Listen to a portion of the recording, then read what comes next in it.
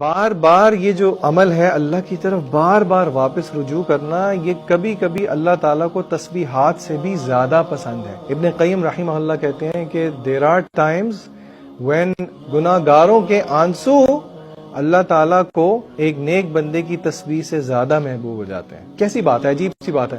گناہ گار کے آنسو اور اس کی سسکیاں ایک نیک شخص کی تسبیح سے زیادہ افضل ہیں۔ کیوں؟ کیونکہ نیک شخص کو ہو سکتا ہے تسبیح کرتے ہوئے کوئی تھوڑا ایروگینس اور کبر آ جائے، لیکن گناہ گار اس کو یہ احساس ہو رہا ہے یا اللہ بہت گند مار لیا۔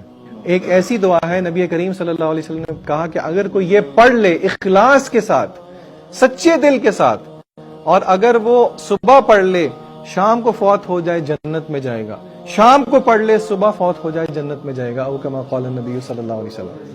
اس دعا کا اگر آپ میننگ دیکھیں نا تو اس میں یہ چیز ہمیں ملتی ہے۔ اس دعا کیا ہے؟ اللہم انت ربی، اے اللہ آپ میرے رب ہیں، لا الہ الا انت، آپ کے علاوہ کوئی عبادت کے لائق نہیں، انت خلقتنی، آپ نے مجھے پیدا کیا، وانا عبدک، میں آپ کا بندہ۔ کیا اللہ کو نہیں پتا کہ وہ ہمارے رب ہیں؟ ہم شروع کریں اللہم انت ربی، کیا اللہ کو نہیں پتا وہ ہمارے الہ ہیں؟ لا الہ الا انت خلقتنی، اللہ کو نہیں پتا اللہ نے ہمیں پیدا کیا ہے؟ انت خلقتنی وانا عبدک، یا اللہ میں آپ کا بندہ۔ اللہ کو نہیں پتا کہ ہم اللہ کے بندے ہیں؟ یہ ہم کیوں کہہ رہے ہیں؟ یہ علماء کہتے ہیں یہ ایک طریقہ ہے اپنے آپ کو ریمائنڈ کروانے کا کہ اپنی اوقات بھی بندہ یاد رکھے۔ یا اللہ آپ نے مجھے پیدا کیا، میں آپ کا بندہ ہوں، تو اور آپ سے جو میں نے وعدہ کیا ہے اور جو عہد کیا ہے اس پہ میں اپنی استطاعت کے مطابق قائم ہوں۔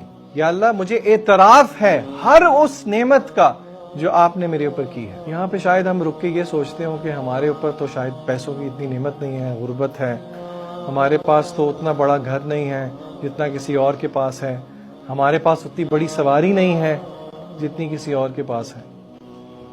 ہم صرف ان چیزوں کو نعمتیں سمجھتے ہیں۔